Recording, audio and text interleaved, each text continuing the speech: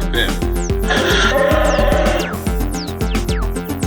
Where did you dig up that old fossil? Going into Toshi Station to pick up some power converters. That's no move. We're all fine here now, thank you. How are you? Welcome to the Star Wars Nerds Podcast. I'm Devon. And I'm Kenton Larson. May the Fourth be with you. Thank you, and to you too. And I see you're wearing your Jaws shirt in recognition. I knew you were going to say something. I couldn't find a Star Wars shirt. I was like, where's my laundry? I don't know what's going on. You've got one on. Yeah, I got a Star Wars shirt on. I thought of it. But had to say. I just couldn't find a clean one. Without Jaws, there may not have been Star Wars. So. Let's just say George Lucas visited Steven Spielberg on the set of Jaws before he made Star Wars. And that's what inspired it. Anyway. It's adjacent to Star Wars, and in fact I'm surprised that in the Galactic Senate we saw little ETs in there. There should be Jaws. There should be sharks. Oh my God! Yes, in a tank. Yes, in a tank, and they're swimming around, and they've got the scars from the movies or something. Anyway, all right, yeah. So, but we do have a couple interesting things happening today on Star Wars Day. Obviously, there's probably celebrations going on all over the world, but to celebrate, Disney Plus has first of all released the final 2 episodes of Maul. So we have episodes 9 and 10 dropped, I guess, last night at midnight, and they also released a special look, as they call it. It's so special to the Mandalorian Grogu, which is coming out in a couple weeks, and yeah, we're gonna talk about it. That was 3 minutes of Mandalorian and Grogu, and then 3 1-minute documentaries. They're not really documentaries. They're almost like sizzle promo. It's an ad. Those are ads. It's just like, here's how we made it. I watched one of them. I'm like, oh, okay, I get it. I don't want to watch any more of this. And they didn't watch the other ones, so I didn't care. Oh, I watched them, but they were all very similar, as you can imagine. Like, there's going to be lots of creatures. Creatures are really important to me. As Star Wars, I watch creatures on Star Wars. So I'm going to put creatures in my Star Wars. Like, come on. This is the exact same stuff they say every time, and I don't care. None of that stuff matters to me. The opening, I guess we'll start with that. The opening, the 3-minute look at the Mandalorian Grogu, I assume is the opening 3 minutes of the movie. What do you think? I was gonna say it is, but they kill an Imperial guy who we see sitting around a table in the trailer in those opening. So there might actually be a talkie scene that we start with. That's a technical term for it. Where that guy, unless there's 2 Imperials with beards, it's possible. But maybe the movie opens with the Imperial guy going like, and that's how, we're going to torture kids and we're going to take over planets. That's our big plan. Ha ha ha. Now let's get into these walkers. There might be some intro like that they didn't show. And then the rest proceeds, maybe. Maybe. But maybe it is the first 3 minutes. It might not. It might not be the first 3 minutes. You can really kind of plop that into any part of the movie because it's kind of this self-contained scene where and we've seen a lot of it already because a lot of this is in the trailer, in the teaser and the trailer of them coming in and just taking out a bunch of snowtroopers. They are snowtroopers in this. And the cool thing about this time, watching it without any cuts and just watching it, it's full. You realize as you're watching it, as the shot widens out and he's moving and he's taking all these guys, you start to realize, oh crap, they're inside a walker right now. Like I didn't realize that's where that scene took place. And I'm like, oh, they're in the walker. And so that scene, and I realized that just before he kind of kicks through the door into the cockpit and you see the windows of the walker eyes. And I'm like, okay, this is awesome. And so just the idea of having a cool fight inside one of those things, I really like that. There's a lot of things actually I liked about this 3-minute look. Yeah, me too. I like the little escape plane that they have that shoots out of the side of the walker. The guy gets out of there. That's pretty cool. That's a Star Wars mini rig. Oh, yeah? In the toys. Yeah, I actually have that one. I got it. My cousin got rid of his Star Wars stuff and gave me that mini rig. And I think it was supposed to be like, because for toys, you couldn't afford a big Star Destroyer. There could never be one. They made a mini version for Darth Vader. Okay. And so that is based on the toy and the wings come down and cool. I didn't know. I love that. I love the so basically he busts in there, takes them all out. He's trying to get through there. We see the guys in the cockpit trying to deal with it, and there's some hilarious like guy on the screen going, "He's breaching the door," and he gets taken out. Like that's hilarious. He's on the roof, taking out guys on the roof, and he gets down to where he's trying to get to this guy, and they've wired it with explosives, so a bunch of beeping things are about to explode. So then he decides to go, and the guy's getting away in his little thingy, as we were talking about. And he's like, I gotta get the shot. So he's like on the gun of the walker, getting ready to trying to shoot this guy out of the air before those bombs go off. And Grogu's just like tapping on his helmet, going tap, tap, tap, tap, tap, tap, tap, tap, tap. He's like, Dad, we gotta go. Like it was awesome. I love that whole part. That was so fun. Yeah, me too. The guys, of course, get them out of there. He shoots the guy down the plane and then shoots out with his rocket pack right before the explosion takes him down. Yeah, good stuff. All of it. I like the setting. I like the it's a good way to start a film. Is that scene? Maybe we're on Hoth. I don't think so. I don't think it's Hoth. No, I don't think that at all. I just think it's mountains, really. It's not even really there's snow because it's in the mountains. I think that's what it is. And by the way, he does get rescued by Zeb, who comes around and swoops him up. And I think Zeb is flying Andor's ship. I think that is Andor's ship. It's the same ship as Andor. Ooh, I didn't make that connection. Maybe not the exact same ship, but the same type of ship. It's I can't remember what they called it. They made this kind of ship for Rogue One, and then I can't remember what they call it. Yeah, I'm gonna have to look at that again because I didn't make that connection. But that's very cool. I like it. I like that as an intro because then it makes sense that he would then meet with Sigourney Weaver to get the next mission. Then again, would she? That once again, the order. We might see him again. This might not be the opening. She might give him the mission, and then this might be him going. And then Zeb says to him after he gets back in the ship, Zeb's like, we don't have to kill all of them. Something like that. It's like it's a good idea to take some of these guys alive because when you get them alive, then they give you the information as to where the other bad guys are. Like it's very funny, right? Kind of back and forth to get the idea that this is not the first time that Mando's just killed everybody, taken off. Yeah, I like that too.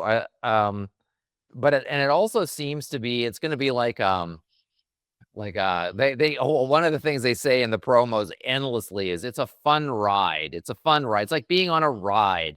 And it's like and I think it looks fun. It looks like a fun Star Wars film is what it looks like, and it looks like it's going to race you through this 2.5 hours with loads of how long it is.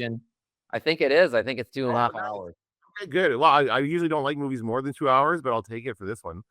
I think an hour and a half. I'm pretty sure it says. I think I checked the running time on the website where we bought the movie tickets, and I think it says 2 hours and 15 minutes or something. So it's just like a little shy of 2.5 hours, I think. But with the commercials before the film, that'll be like 4 hours. Exactly. Well, that's awesome. Anything else about the sneak peek? What were the other things about the little short features?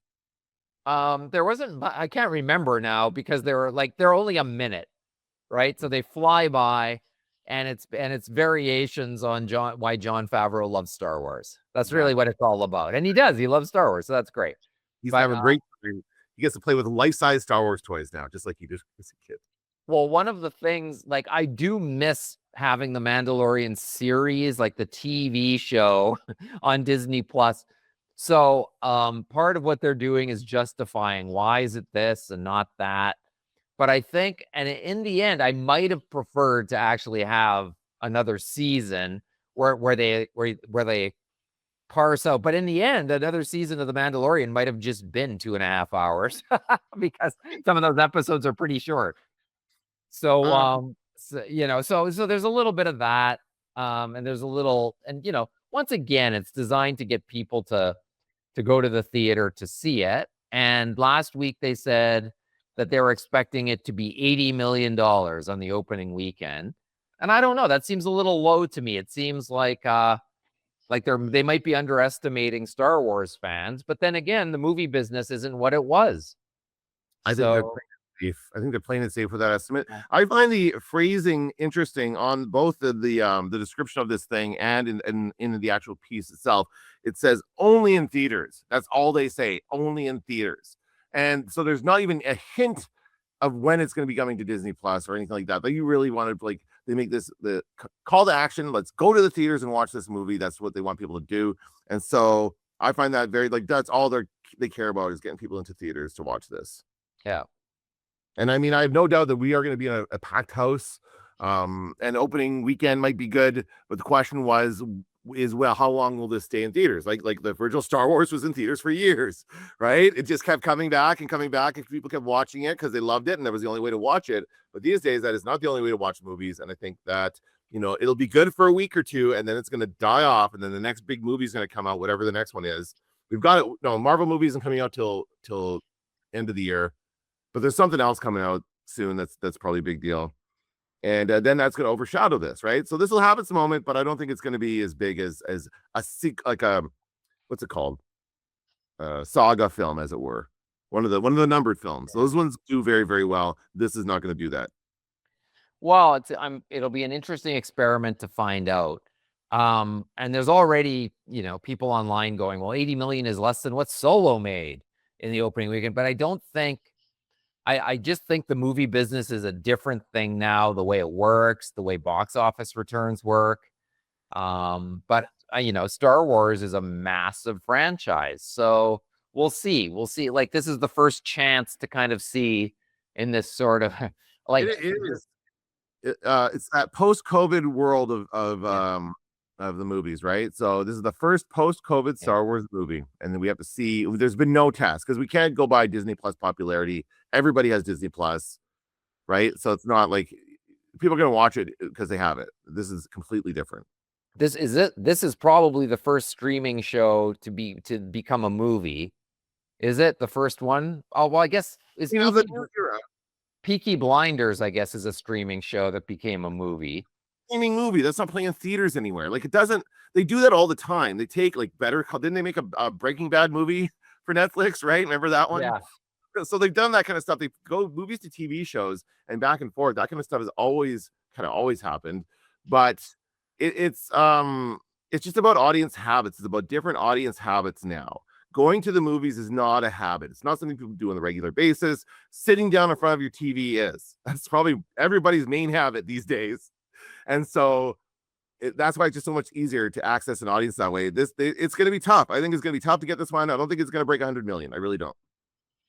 Well, we'll see what happens. That'll be part of the conversation. And if it doesn't, all of the haters will be like happily ripping it apart. Or box office take gets tied into whether a movie's good or not, and it becomes confusing. Like, it's the same for all of it. We'll see the same thing with Doomsday, the Avengers Doomsday. Coming up, which I feel far less hyped to see than I do to see the Mandalorian Grogu, but I like Star Wars more. I've never wanted to see a movie less than Doomsday. Actually, I'm going to actively avoid it. I feel like I don't want to see any of that. I'm deliberately not buying into anything Marvel gives me these days. Oh, why Doomsday in particular, or why? What is it about Doomsday that does not appeal? They're going back to the well, and they're trying to bring in Robert Downey and all the old guys back, and trying to do something new. Like, that just frustrates me that they're trying to do is, like, remember this guy? He's going to play a different part now. That's the stupidest thing. Everyone was so excited when they announced it. I just went like, what is going on? These guys are idiots. But also you have to go to the theater to see the trailer. 5 different trailers. You got to go 5 weeks in a row. Was that right? Is that what they're doing? That's what they did. They did already. But I don't know. And then, but trying to build habits of getting people to go to the theater regularly, right? But then it was, of course, inevitably, it was leaked online. Of course it was. So you didn't really have to go to the theater. I don't think I saw all of them. I saw a couple. But I'm just not as interested. I'm just not as interested in it. They're also re-releasing Endgame, right, in theaters with some extra footage to try and get people to go. Like, it's all just like, stop living in the past. Look to the future. Come up with a new idea. I watched The Player this weekend. Remember The Player with Tim Robbins? Yeah. Great film. Robert Altman film is fantastic. I watched it for my podcast, Watch Party. And it's funny because that movie's made in 1992, but it could be made about Hollywood today. It's the exact same thing. It's a bunch of out of touch producers guessing at what audiences want to see and just arbitrarily choosing things based on what they like. That's what it is. Of course. That's what it always is. Right. And for a while there, the two things lined up, like what the producers liked and what audience like lined up, and that's just not happening anymore. Right. This is why Hollywood comes and goes, and it's more luck than anything else that makes a hit. Okay, let's talk. Go ahead. You have one more? I was just gonna say, like, even so, my students do we talked about it. My students do TikTok videos for clients. And once again, when you show a client TikTok video, and actually Into the Music was great because they he got all the staff members to watch the videos, and they all had 3 votes each to vote for their 3 favorite. So it's pretty interesting. Good. They he embraced the idea of like, let's choose some winners here. And it did not come up. The analytics part of it did not even come up. It's all like, which one did we like? And that's what it always cool. That's what it always comes down to for clients. It's always, and it's the same in the movie business. Like, I just like it. Yeah. That's right. Nikki likes it. Right? Remember that? Even for the audience. Like, I don't care. I like if my favorite film doesn't break $1 billion around the world, that doesn't make me like it any less. Exactly. I still like it. Sidious will pay the price for abandoning me.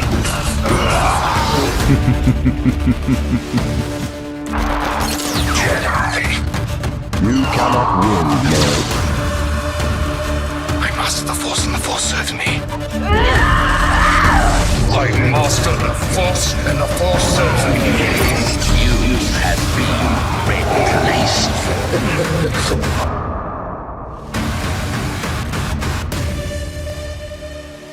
Okay, let's talk about Maul. We had the final 2 episodes of Maul, Shadow Lord. And I'm probably going to guess, Kenton, that now you haven't liked it. We talked about this earlier. You haven't liked the series, but I'm going to guess that you perked up around the end of episode 9. Wait a sec. What were these 2 episodes numbered? I lost count. 9 and 10. So the last 2 episodes are 9 and 10. And we start episode 9 and now we brought all the heroes together. We brought Maul and let me see if I can get all their names. Maul and Devon and oh my God, what was the name of the dad and son? The pink lady. No, that's Devon. Devon's okay. Then the Jedi Master, whose name I can never remember his name. I don't remember his name. Then we got the father and son duo and the Lawsons. Thank you. The Lawson family. Oh, I was on pins and needles waiting to find out the fate of the Lawson family. Right, they're all trying to get off planet, get off this planet because they're all escaping. Maul, you were right. They called in Dryden Voss. So Maul calls in his friend Dryden Voss. Was that really what's his name doing the voice? I assume. I don't know. I didn't have a chance. They don't always get the real voices. Not always. But anyway, so Dryden Voss calls in a favor. And Dryden Voss, by the way, is second in command at this point. He's not in charge of this crime organization. So the deal is he comes in to get them, and then Maul will help him get rid of the leader so that he can take over the organization, right? So that's their deal. So he's speeding in. They have to get to the it was a good setup. I liked these episodes. I really liked it. They were like, they have to get to this point, they have to get to the rendezvous point. There's complications. Of course there's complications. Dryden Voss doesn't like that there's complications, but these guys have to get there. So they've got the 2, I guess, Inquisitors. Is that what those guys are? Yeah. That have been chasing them this whole time. And so they're kind of like on and off fighting those guys. They're also being chased by a bunch of stormtroopers. What I really liked about this series, and maybe it's Star in general, because it certainly seems to be the case in the Mandalorian and Grogu piece that we saw, is they don't care about killing. They're okay with killing again. Like there was a while where it seems Star Wars was trying to show avoiding killing people. Everyone was getting stunned. It was never clear where the lightsabers were hitting the stormtroopers. But you're seeing stormtroopers get sliced down the middle. They're like we've got dead stormtroopers on the ground behind people. Like there's a lot of violence in this, more so than we would see in other Star Wars, I think, and certainly a lot for an animated series. So that's I kind of like that. And I thought the lightsaber battles were really cool. Like it was a lot of fun to watch these. I thought so too, and I will actually go one further and say the previous episode was probably my favorite episode up to the 2 new ones, and that was Darth Maul going through his past trauma in the wind, and Obi-Wan Kenobi comes shooting through, it's all the stuff that haunts him in his mind. I thought that was very well done. Yeah. I thought, like, if that was the first episode, once again, of this series, then that would be, whoa, like, that actually brings you up to date with where this guy was, which we could have probably used that actually in the opening episode. But yeah, I thought these episodes were good. I thought there's more of the story here. So there's you left it on a cliffhanger pretty much. So there's gonna be season 2, pretty obviously. Yeah, I think so. And I thought, okay, so are we spoiling things or whatever? That's the story here. Okay. And so so it's the battle between Darth Maul and Darth Vader, a tale of two Darths. And I thought that was. I don't think Maul is a Darth anymore. I think he's just Maul. Okay. Right. And so he's shocked when someone else shows up with the name Darth, because it used to be his name. Well, let me ask you, were you surprised to see Darth Vader at the end of the episode? No? I knew it would be him or the Emperor or both. I thought it's got to be one. And I also wasn't, and you all, since we know the fate of both of these characters, I also knew that there would have to be something that separated them during the fight. They would not be able to end the fight with one of them dead, of course. I thought it was kind of funny how Darth Maul turned into Sir Robin a little bit from Monty Python and the Holy Grail. When things were just heating up, he was like, I'm just going to take a powder and you run away. And I thought he could have, like, the guy singing. He could have the minstrel singing with him as well. So I sort of liked how he kind of slunk away like a little coward. But then there was still more of the fight still to have. I thought that was good. And I thought, like, I don't think Darth Vader says a word. No, I was disappointed in that. I thought that, like, I think obviously, okay, James Earl Jones has passed.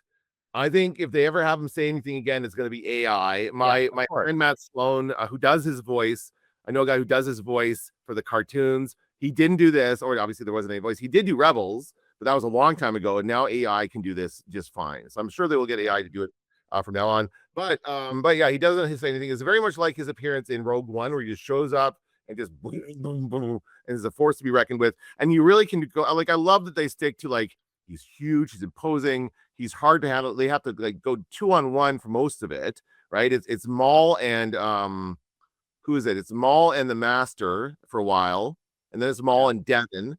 And then like, it's cool because this is getting like good Star Wars. It's got multiple things going on. You got 2 lightsaber battles going on. Meanwhile, you got these other guys. I can't remember what they were doing. They were also trying to do something, trying to get to the ship or whatever to rendezvous with what's his name. But it's like there's a bunch of stuff going on at once, and these fights keep shifting, right? They keep changing. And we do have somebody die. Darth Vader does end up killing somebody. He kills the lizard guy, the Master. And then that enrages Devon, enrages the Pink Lady, who has been, like, slowly being turned by Maul. Maul is, and we got a great conversation about Maul's like, no, we have to go with vengeance. We have to go hard, violence. Like, we have to be aggressive. The dark side is what's going to help us here. And then we got her master saying, no, you got to be calm, Like, it's a great conversation about the light and dark side. And she is truly in the middle. I think she is really, like, one of the most convincingly split characters for the light and dark side that we've had in a long time, since Luke, maybe since Luke Skywalker, because she, like, Darth Vader kills her master, and you've got Maul telling her that you need to, like, embrace the rage. Then she does it, and then she beats that guy, so that she, like, she goes up against Darth, and she can't beat Darth Vader, of course, because he's Darth Vader. Like, the only thing about Darth Vader is you can only slow him down. That's the only thing you can do. So they just, like, dump a bunch of rocks on him. Basically, it's their strategy. A couple of times they do that, and it's even still, he just kind of walks away. He's just kind of dusty. He's like got a little bit of, he's fine because there's nothing wrong with him. Like, you can't hurt him, right? So it's just kind of crazy. And I noticed there were also more. It was more they were battling you battle the ground he's standing on, or the roof over him, or the walls, and you don't fight him directly because you can't win. But although the Jedi Master had a good point, which is like if we team up, we actually can defeat this guy, but Maul doesn't have it in him. No. And also, he does get a good shot in on the shoulder there. He hits him on the left shoulder, like, which is the same shoulder that Luke gets him. So I think Vader's a bit weak on his left side. That's what they're telling us. I thought that the Twi'lek, whose name I can't remember, what's her name? Devon, right. Okay, so I thought her transition to being Maul's apprentice was going to happen way earlier in the show. And when we talked about those first episodes, and I said, I think I can see where this is going. That's what I was talking about. And also, if you know what timeline we're on, you can kind of figure out who he's likely to run into in his travels. There's things like that.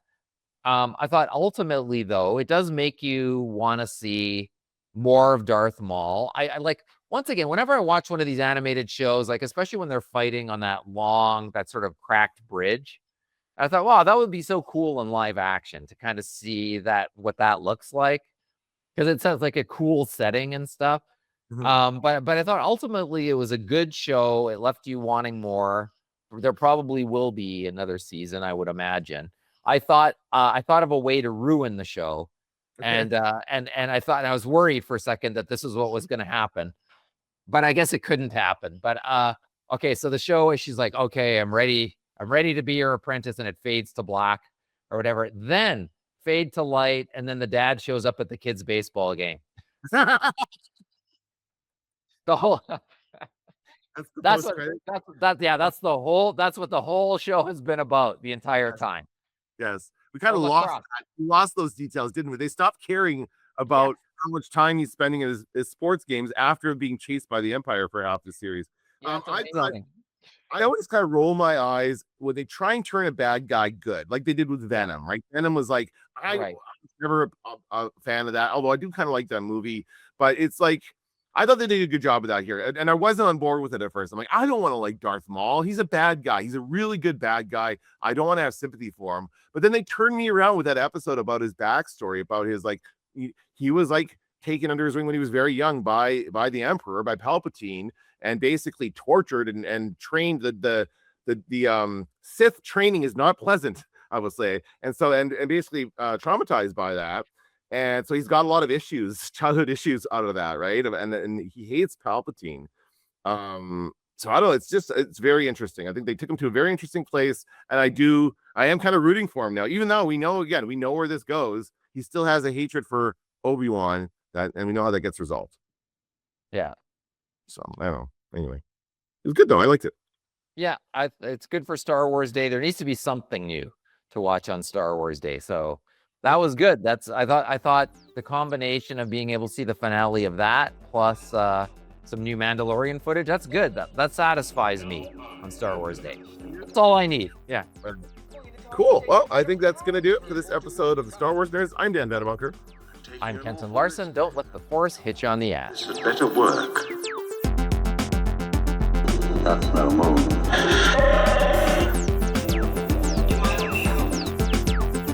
Going into Toshi Station to pick up some power converters. Now I am the master. I'm taking an awful risk, Vader. This had better work. I don't know. I can imagine quite a bit. We're all fine here now, thank you. How are you? Going into Toshi Station to pick up some power converters. TK421, do you copy?